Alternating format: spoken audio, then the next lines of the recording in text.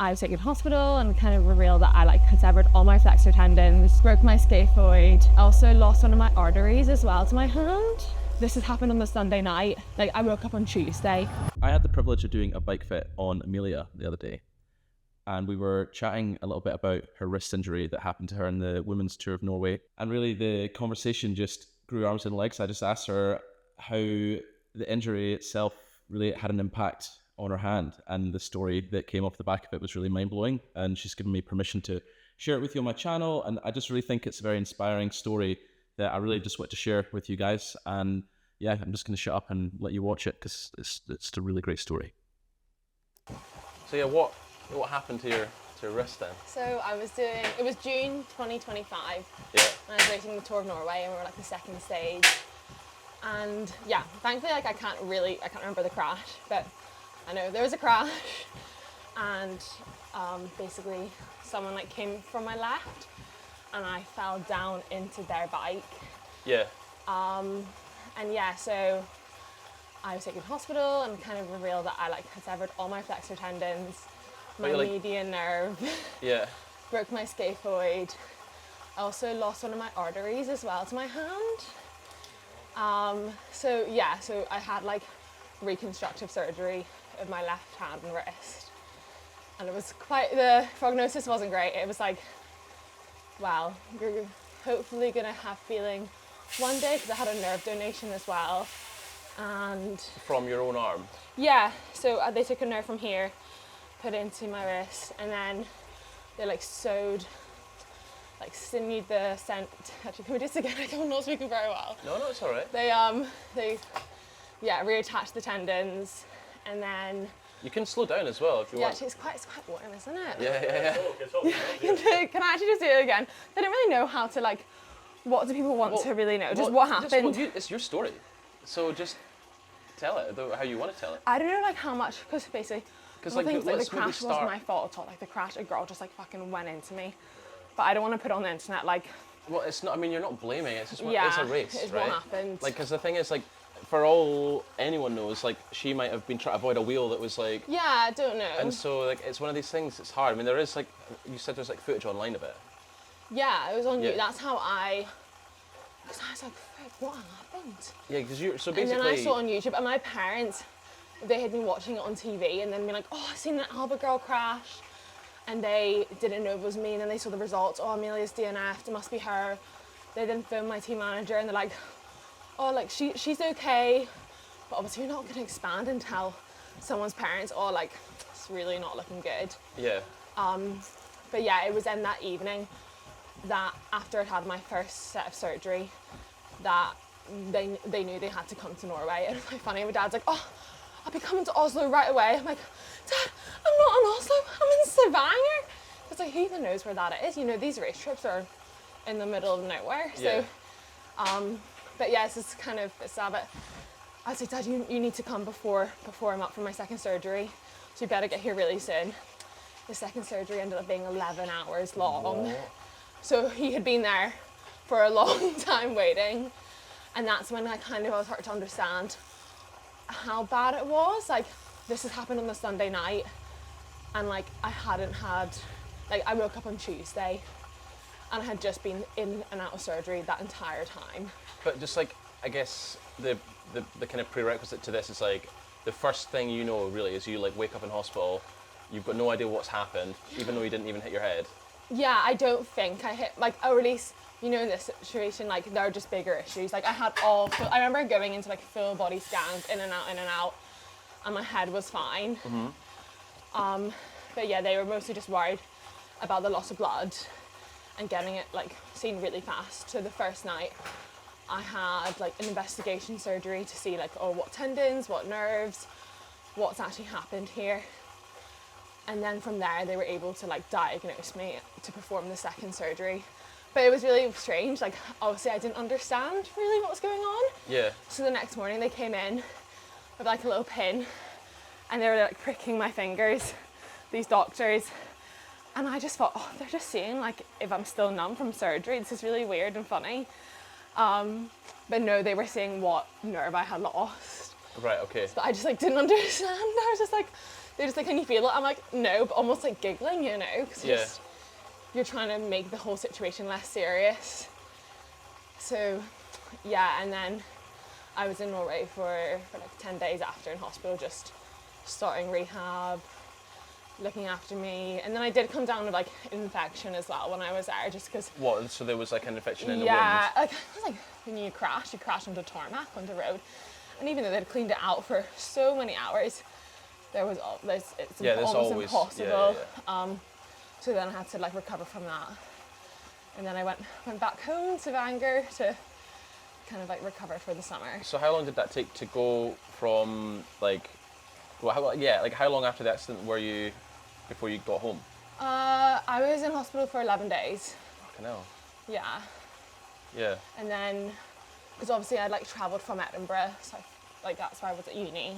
Yeah. But it was like, okay, you can't really live independently, so I went back home to Yeah. Bangor in Northern Ireland. And just Yeah. kind of, that was really hard because in hospital everyone's injured, everyone's sick. Yeah. And I kind of had found like a routine. Like it was also really, like Norway was a really good place for this to happen. Yeah. And then going home I was like, oh my goodness, like actually I need to ask my mum to do my hair.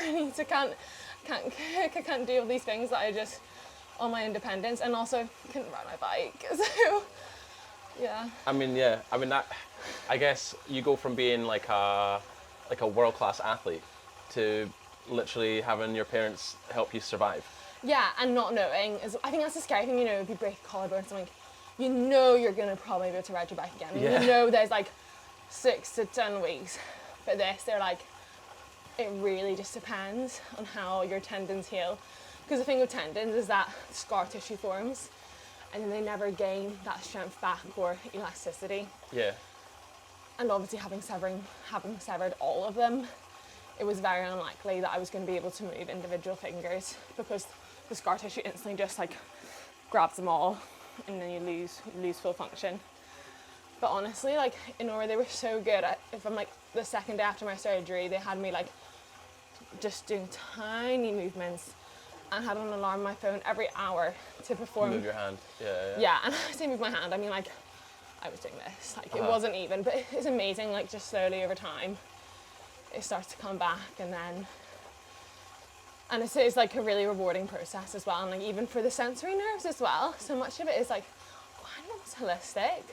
Just touching everything, like trying to pet a dog, all trying to reteach your brain to learn the textures, to learn the sensations, hot and cold therapy, all these things to try and get that nerve back and like that neural connection. Yeah, because it's like you're having to relearn. Yeah, like a baby, you don't know what's hot, what's cold, and you're just trying to learn it, and which was quite fascinating to. But then, from like almost like having a hindsight perspective on relearning what it's like to. Yeah, because I studied to discover everything neuroscience again. as well. Yeah. I was like, oh my goodness, this is really what it's like. So, yeah. And then talk to me about, you finished, you're back home, you're obviously in this discovery phase of, okay, I'm working out what it's like to like just brush my teeth again with my hand and all that stuff. Like, how did it go from there to being able to like get back on the bike? But I understand there's probably a few stages that had to go on before you're even like looking at important a to bike. say as well, I'm left-handed, so it's my dominant hand. Yeah. Which at the time I felt heartbroken about. I was like, oh, can't believe this happened to my dominant hand. But in a way, it was actually really positive it was my dominant hand, because I already had such a strong connection there and naturally I use it. The problem was like, if you just don't use your hand, it's never going to get better. So in fact, I naturally went to use it. And also on a bike, you actually use your right side a lot more for gears, especially with Shimano. You know, it's a front brake as well. You can survive. But yeah, so I think a way for me to cope with it as well was just like getting on the turbo straight away. Yeah. Because it's so nice to like move your body, and like I couldn't really go on runs yet or anything, so that was a really nice like routine for me to have. So you got on relatively early?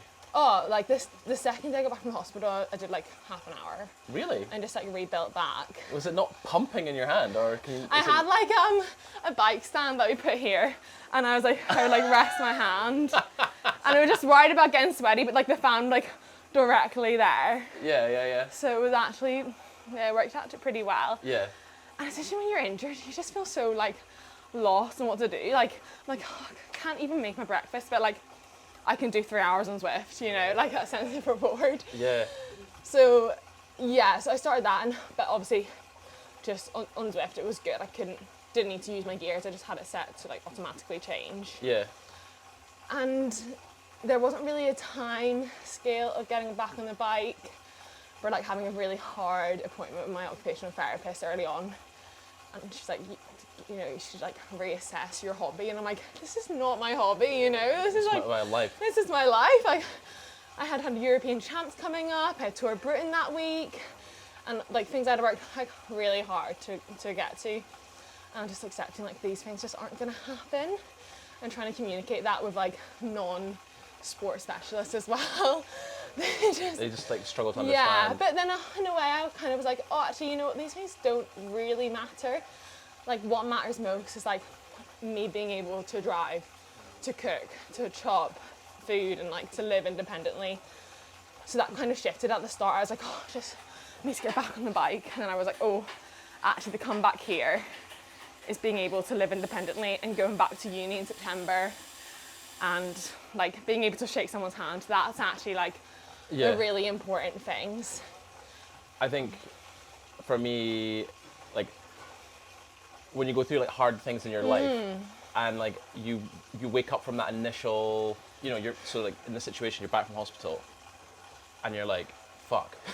Yeah. It does become very much like one thing at a time. Like today, I just need to like, initially it's like I just need to get the wounds healed. I just need to tend my wounds, and it's just like, how can I break this down to like one little thing at a time? But then what I'm really curious to understand is like the mental side of it. Like because there's like a sense of loss, I imagine, from like maybe what could have been, and then there's also the sense of unfairness, and there's like this mourning of like your dominant hand. I mean, if you're comfortable to go into that. I think the main thing was, like, I don't think I was ever depressed. Like, I'm really proud of how I dealt with it mentally. Yeah. But I would say I was like heartbroken. Like, that's definitely the most heartbreak I've ever.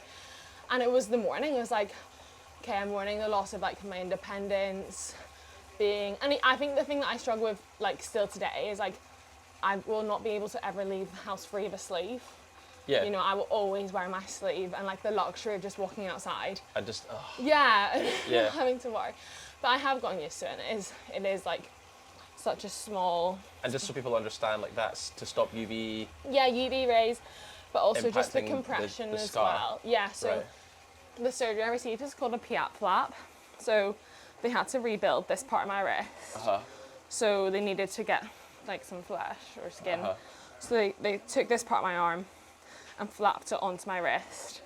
And then the skin that's now here came from my leg. Your leg, I didn't realize it came from And then your leg, like the nerve came from my arm. And then also to kind of support blood flow as well, they've taken various vessels from this part of my arm as well. So I don't really understand how that works. But your medical team, they made this plan that night one. So they're like, you come in, they're like, how are we going to fix this mess, basically? And I was so lucky that I was in like a really good place for hand surgery in Norway, because it's quite a specialist procedure. Like, it took 11 hours, you know, not every surgery takes that. And I feel so grateful that they were able to perform that. Oh, yeah. Because like in another world, I don't even want to think about it, like it could have been so much worse. So like, even if I had been waiting for a long time, the tendons wouldn't have healed as well, because the thing that was so urgent that they had to get me in straight away was about the tendons and the scar tissue. Yeah. But yeah, I think mentally, because I knew that I was being looked after so well in Norway, I felt quite positive about that. Yeah. And it's like, there's not really any other option, but also I think you wake up sometimes like, is this actually happening? Yeah. I think that's like a lot of people are like, wait, is this the reality? But yeah, it was like, I think as well, being in hospital is quite good, because you're like, oh, you know what, this is really bad what's happened, but I am okay. Yeah. And I'm still gonna I'm still me as a person, have my memories, and like, it's just, felt really grateful that it wasn't a head injury. But yeah, it was more going home and like people getting back to their real life, and you're just there like, really just held back and seeing the team do these races, which was so cool. But being like, that's not me. Massive FOMO, yeah. Yeah, really big FOMO. But I do genuinely believe like having the turbo and cycling and like a really strong community of people, like mum and dad were incredible, like just made the whole experience not enjoyable but so much better and positive. And I genuinely believe like being positive during like the healing process, like I healed based on delusion. Like I've been told like this is actually impossible what your recovery has been. Yeah. Like my occupational therapist said, the fact you can move individual fingers is just like beyond belief. Yeah. And like that, the fact that my nerve is coming back as well, it's just incredible. It's so fast. And I literally owe that to like being fit and healthy, eating good food, but like just remaining positive, but also quite delusional as well. Yeah, I think there's nothing holding you back.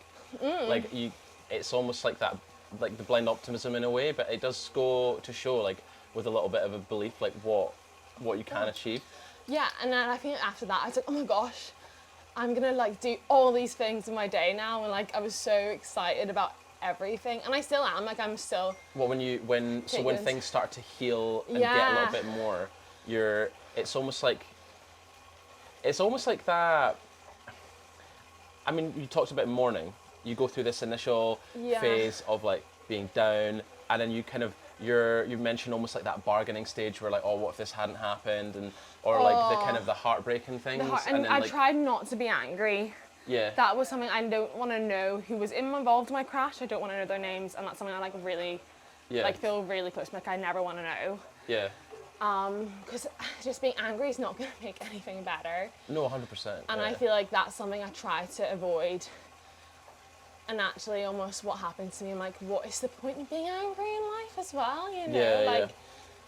So that's something. But yeah, I think the biggest things were just the mourning, and that I would say still like just little things like my graduation and just like having the photos taken, but like seeing me in my sleeve and being like, oh, like 4 years ago when I came to uni, I never would have thought that this was gonna happen. Like you know, that's what I find really hard. It's like, oh, the bigger days kind of where the photos are being taken and I'm there, and I've gotten used to it and like feel really comfortable in my sleep now, but I still just like just take a deep breath. I'm like, you know what, it's okay. But yeah, those are kind of the things that I would still impact me. And when I go to a bike race as well, people are like, oh, what happened here? And like, you disappeared last year. And I've changed as well a lot about like what I now say. I now just say, oh, it's like an ongoing issue. But at the start I was like, oh guys, like, and I tell the full story, but it's quite nice that I don't feel that. I mean, you just bring up that trauma again every time. Yeah. But it's hard. It is hard. Like, I mean, for me, like, I remember, like, my mum was very well for a long period of time, and there was like, there's phases where you can talk about it and it's okay and it's within your power, but there's phases where people ask you one too many questions, and like when I was in the middle of that, like I found it hard to like always be able to have that strength to tell everyone the full story of what was going on, and then I used to then almost like judge myself for maybe getting upset because I would be telling a story and then find myself like breaking down into tears about it. Where we were before the camera died was it sounds like at this part of the story you're turning a corner from like you've kind of gone through the 7 stages of grief, as it were, and now you're in this like hopeful stage where you're like discovering that return back to the bike. And I think a lot of people would be really inspired to hear that part of the story now, like how you got back, how you basically fought back to becoming like pro cyclist again, to go back to racing. From what happened, I think what happened, it happened at such like a pivotal point in the season. Like I had so much coming up that I was so excited for. Yeah. So from the outset, I was like, honestly, I was having like the best races of that I had been having of like the career. It was really going well. Yeah. So I was just like, oh my gosh, this is no way this is stopping me. So from the outset, like even in hospital, I remember telling the nurses, I was like, oh, but guys, I have tour Britain on Thursday, and they're like, oh, Like they're trying to tell me like, and they're really nice. Like they're trained to break bad news. But yeah, they're just like, just take your time. I think they honestly just walked out the room at this stage as well. They're just like, yeah, what do we tell this girl? She's so delusional, thinking she's racing next week. But yeah, so I got back to the turbo and that really helped my recovery. And I knew that maybe I was never going to ride a bike outside again. And I knew racing was like a very far stretch, but I still just enjoyed keeping fit. And in a way, it kept me as part of that community as well. Because I think that's what lots of cyclists struggle with when they crash. You lose your community, you're not part of that. Yeah. But in a way, staying, like, kept me on Strava, kept me in the cycling world. With the little Just Swift, little half an hours on Swift and Yeah, 100%. jump on. Then, I mean, one thing, and I don't want to interrupt you, I remember when it just happened, like Sam was in here, Elijah was in here, yeah. and like they were like, "Oh, have you heard of what's happened?" Yeah. I'm like, "Oh no." No. But I think one thing from being around the guys in the team, because like obviously they're in that kind of age group, they're a little bit younger than me, so I'm not immediately mega involved in like I guess like your friend group or anything. But just as like a little cyclist, it seemed like there was a lot of people around the Edinburgh scene who know you. They were all just like wanting the best for you. Yeah, and that really helped. Like Yeah. those people being so supportive and like always having someone to phone. Because I think the thing is that like during these times, it is really hard to be alone. I mean, you're in Ireland, Yeah, totally with my mum insulated and from like where all your dad, friends and are. it's really Yeah. hard. And I luckily like do have really amazing friends in Ireland. Yeah. But yeah, just being on your own, you just instantly think, oh my gosh, this happened to me. But I could always phone them, and they were so supportive. I remember even Sam being like, oh, come to Edinburgh, and I was really scared. It was like my first time leaving the house on my own, because obviously like I'm not very independent. I could like just about do a zip. So At this point where you're making your and first he just trip like away. really helped me, and it was just so supportive. Hand to here a second. So just so good.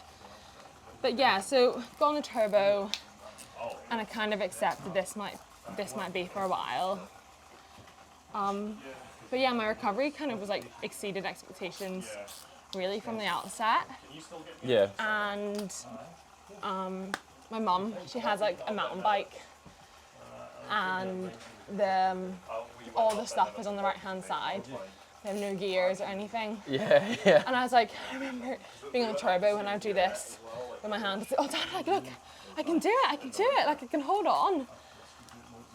And it was about kind of the end of August. So Sorry, when was the crash? the 1st of June. So Okay, yeah, really, like I think that's very, considering they were like, this 12 might weeks never from. happen. Yeah.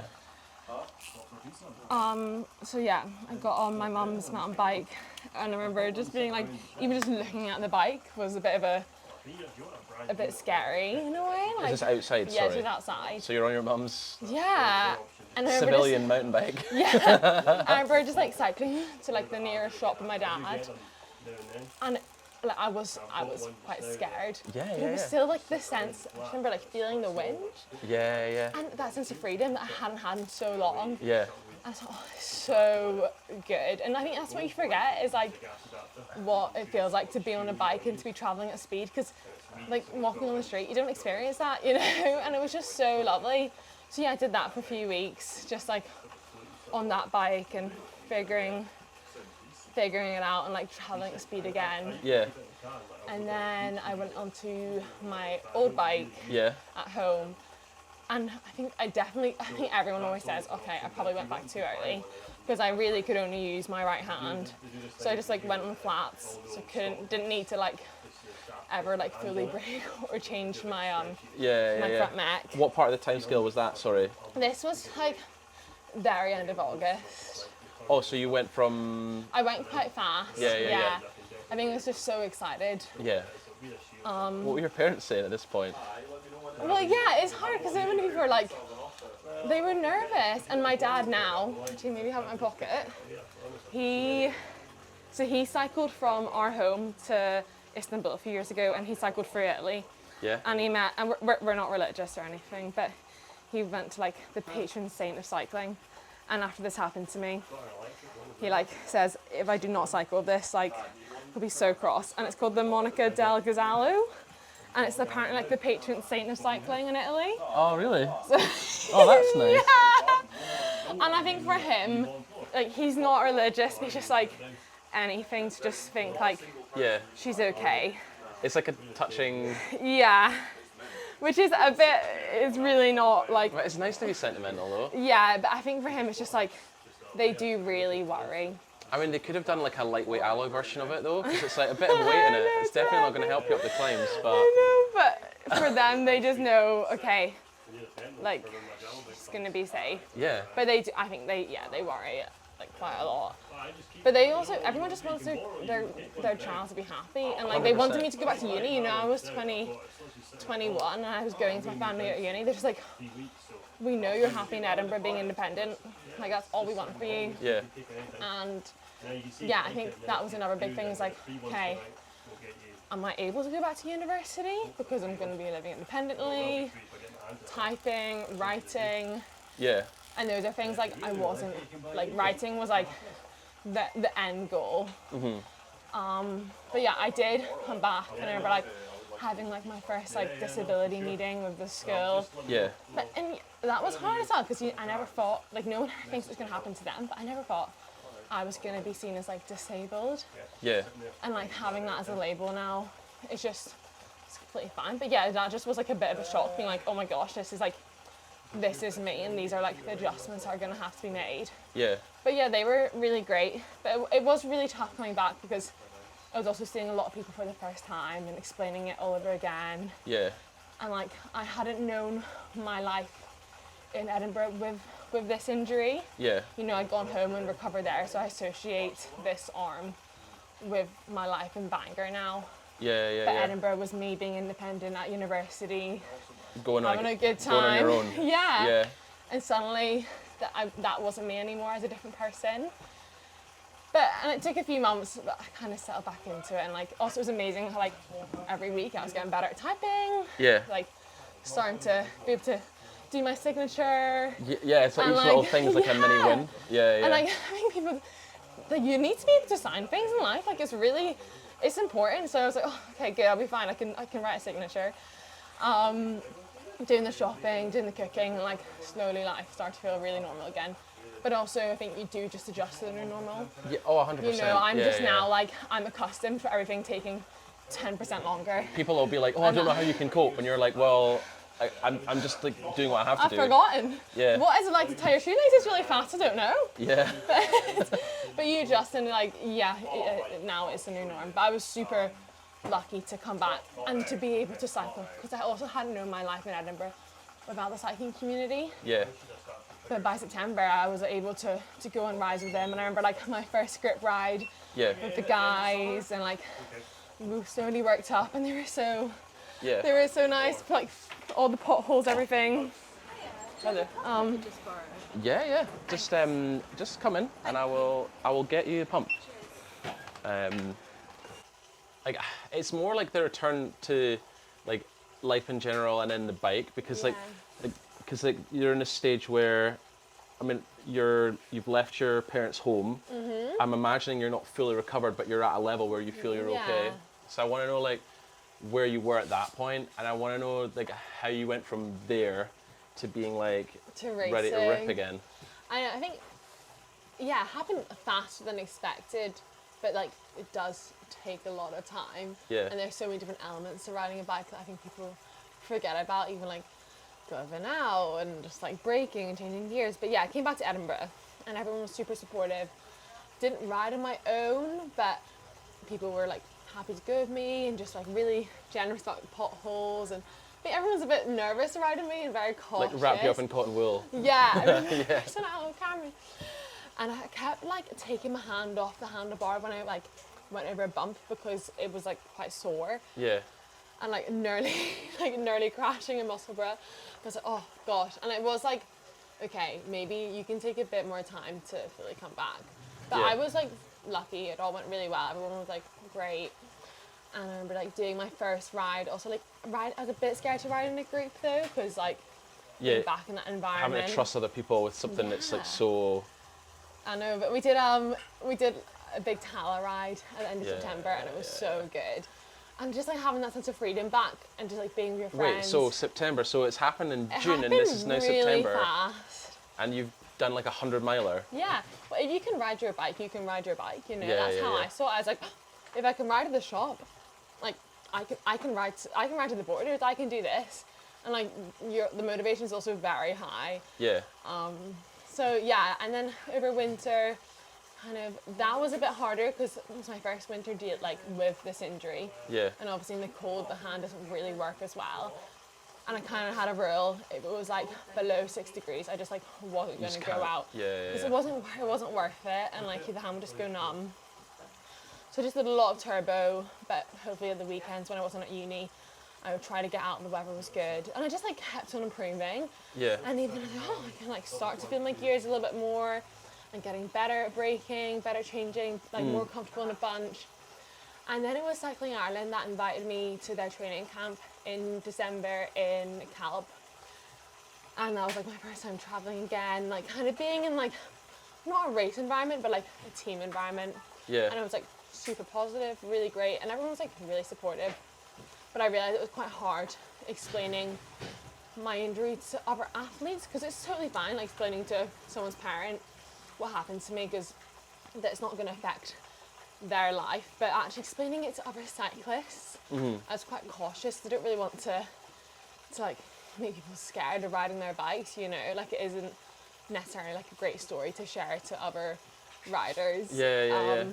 But yeah, just kind of learning to navigate that. And then the team obviously knew I was like riding my bike, and I don't think anyone expected me to go back to racing. Yeah. Keep But I telling me. kind of knew if I saw it as like two things. I was like, firstly, my body, like physically, if I'm capable of doing it, if I get the choice, that's such a privilege, and I want to go back. But yeah, a lot of people were like, oh, are you sure? Like, it's going to be mentally really hard and completely different. But I kind of felt like I owed it to myself to give it a go. And I knew that I would always kind of live in regret if I didn't at least try, you know? I guess, yes, you're like honouring the comeback almost. Yeah, and I And all the work you've put in before that, because it's like, because you're more than just your injury. It's like you're like the sum of your whole story. You didn't just start existing when you hurt your wrist. yeah, and I You don't know, there's want it to all be, that hard work that's gone in for years beforehand. Yeah. And like, you know, what to do with that. Yeah, and I didn't want it to be like my identity, and I think it's so sad that if something was to end because of that, and I couldn't really accept that my racing was going to end not because of my own, out of my choice. Yeah. It would have been something that happened to me. So and I wanted the privilege of deciding, being able to decide if I want to continue to race or not. So yeah, and I went on like team training camp in February, and that went really well. And yeah, I just kind of realised there's like not actually many limitations now. Yeah. Because Just making sure the bike was, but saying that though, getting the bike, it took quite a while to feel comfortable on it again. And I think that's just because like the change in hands and strengths. I mean, I remember coming in from like a bunch ride. It must have been late last year or very early this year. Yeah. It certainly, you'd been back on the bike for a while, but not that long. Yeah. I remember bumping into you, and like you were like, "Oh yeah, like my wrist is okay." And I remember looking at your hand, and it was like swollen. Yeah. And I'm like, that must have been uncomfortable. But you were like, you just seemed so happy to be out and riding, and like you were like, "It's fine, it's so good." I But definitely. like, there must have been a lot of pain that you sucked up and just had to deal with Yeah, in like, the pursuit of comeback. I'm definitely just like comfortable dealing with like the compensations of my injury, you know. Yeah. Like if I'm gonna have a little bit of pain, that's okay. You know, the fact I can even ride a bike is all I really want. Yeah. And if there's a tiny bit of pain, but if it's bearable, I'm okay to deal with that. Yeah. And I've accepted like my hand isn't ever gonna be the same again. Yeah. And that's okay. Yeah. But yeah, going back to racing definitely was probably trickier than I made like my delusion. I thought it would be. I think mentally it's like you're entering that environment again. Uh-huh. And it wasn't necessarily like the bike race that was like scary because I didn't remember the crash. I don't remember being in the bunch or ever happening. But I do remember like being away with the team that weekend, the people, even like the food. Like I hadn't eaten like 300 grams of rice with like jam since my accident. And like the last time I did that was before I had a terrible crash. So even that, I was just like, oh. Somewhat triggering. Yeah, I don't really want to say triggering, but just like brought back not the best memories. Yeah. Just kind of like Association. That's Yeah, more yeah. it, and just a lot of association. But slowly kind of just built my way up from like a Nat B to a Nat A, and then went to like Europe and went back to the continent. And I did my first UCI race in May after my exams. Yeah. And that was the Tour de Feminine, and I was actually like, it was quite shocked to system. I was like, oh my goodness, everyone is so fast. But I was like 30th on GC, and I, like, you know what, out of 170 girls, after not doing a UCI race in a year and Pretty having fucking finished my badass. degree, Yeah. I was quite I'm like quite happy with that. Yeah. And it was also quite inspiring. I'm like, if I can do this, having not been in a UCI race in a year, not even knowing I was going to ride a bike a year ago, Yeah. or less than a year ago, like this is really encouraging, and I quite enjoyed it as well. The actual race itself. Yeah, I did, Yeah. and like felt pretty confident. And it was also my first time like being in a warmer climate with my sleeve, because that is something I do struggle kind of. Oh, like I do have to wear my sleeve, but it's not always the nice thing, especially when it's hot. It kind of swells up a bit. Yeah. But yeah, no, and it was totally fine. Just like it was more assessing how am I coping with all these things in this environment. And it went really well. I kind of just built back from there. Yeah. And yeah, now it's like a bit of a break in the season. And yeah, and I think because I came into racing being like, I'm going to assess how I feel. I do continually assess every race. Yeah. But What, the injury? yeah, and just how I feel around in that space. And I What, from think- like a comfort standpoint? Yeah. Like how do I feel in terms of like safety or yeah, what is it? safety. And part of it is like, I would say I've come back and I'm super happy and like so proud of myself, what I've done. But I'm also like, you know what, there is like an element of fear there that I will probably never get over. Like you can't completely forget about what happened. And I think for me that's quite hard. Like it is in my visual field. Yeah, you like see it all the time. it all the time, so I'm constantly reminded. Like the scar on my leg, I forgot that even happened because I just like, when do I look at the side of my leg? Yeah. So yeah, just like dealing with that, and like if that's really something I feel comfortable with, Yeah. every time I like technically go to bike race, I'm just like, oh, this could happen. But I think it's like pushing yourself and like making yourself uncomfortable is such a cool Yeah. thing to be able to do. Yeah. And it, like you gain so much perspective and like respect for everyone. So yeah, I think it's like it's been such a privilege, and like also this story, I'm at like I'm a year on now, but it's still to be told. There's still so many things to happen. Yeah, exactly, yeah. And I'm going to be navigating this for like, well, the rest of my life, which I find hard to say. But that's like, who knows what in 50 years what my arm will look like, or I have more surgery to go as well for the visual appearance to help the scarring. Yeah. But yeah, I have like full faith in modern medicine to like Improve and yeah, keep going with it. Yeah. so yeah, that's kind of where I'm at now. Nice. And then what's for the rest of this season then? So I'm actually racing this weekend in Curlew, and then next weekend at like North Yorkshire GP. Yeah. And they're just UK races, and I like really enjoy those. They feel like quite comforting. And then I'm doing a UCI race in Italy at the end of the month. Nice. So I think I'll be another shock to the system. Where in Italy? Tuscany. Oh, I know, it'll be really nice. I'm quite looking forward yeah. to that. But it's funny, everyone's like, oh, you're going to Tuscany, you're going to France. I'm like, I am, but I'm going to like a hotel, and I will be in that hotel room eating. I will not be eating pizza and gelato before the race. I will be eating rice and jam. Yeah, But, yeah. you know, after the race, it will be nice to have Whereabouts pizza. in Tuscany? I think it's, you know, I actually don't know. I think I've been near Lucca. Lucca, yeah. I think it's near there. So, no, it'll be really good, and like some big old hills. Yeah. And I just hopefully it's not too hot. I mean, it's getting on in the season a little tiny Yeah. bit, so it's not as hot as it is in like peak. But So I mean, it's not exactly going to be cool. no. But you've got a nice comfortable pair of shoes on your feet.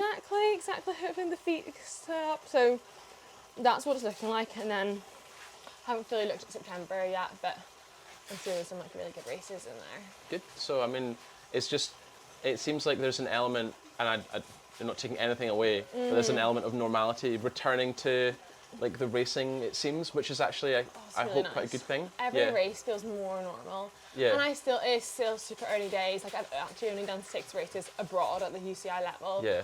So it still feels a bit strange Yeah. and a bit alien, but every single race feels more normal. And like the tiny things at the start, like feeding, I don't know if I was going to feed. Yeah. You know, getting a bottle, I'm like, am I going to do that? And now that's not so scary anymore. And that's really nice that I'm not going to race worrying about 1,000 things. Like, am I going to be able to get a gel? Am I going to break fast enough? Like, safety, all those worries. But now it's like, okay, I can just focus on the race. And I know that I respond to these things completely fine now, Yeah. which is really good. Amen to that. I know. Yeah. Yeah. Oh yeah, thanks so much for sharing your story with Thanks us. so much. No, it's so good. And we're so lucky to like be able to hear it, and so yeah, I thank you just so much. It inspires people to like, yeah, do the things that they like really love, and like, you can do it, and it's just like so much self-belief, and Yeah. like, because I think as well, everyone has an injury or something that's happened to them that will change them fundamentally forever, and no matter big or how small it is, like it is impactful, Yeah. and I think it's important to speak about them, but yeah, and I think they realise like what you really care about in life as well, and like for me, it is riding my bike. Yeah. And I guess for me, it's like that message is like, if you have like a setback, for me it seems like no matter how impossible the odds are, I think it's like it just always starts with that first little few steps at the start, and then just always believing, and like having that little bit of delusional belief. I think for you, is the best thing. it's just if you fundamentally believe and can see it, I think that's so powerful, and like, yeah, I'm just so happy that you're riding your bike and absolutely nailing it Yeah, with a it's new and so improved cool. position. Yay! Yeah, no, it feels really good. Nice. It's really good. Yeah. That's not just for the camera either. That's No, like it true actually does story. feel really good. Yeah. Cool, great. Well, yeah, thanks so much. Oh, that's so good. I really enjoyed that today. Yeah, I think I did as well. Yeah, perfect. Oh gosh. That's okay. The chair can take it. Fine.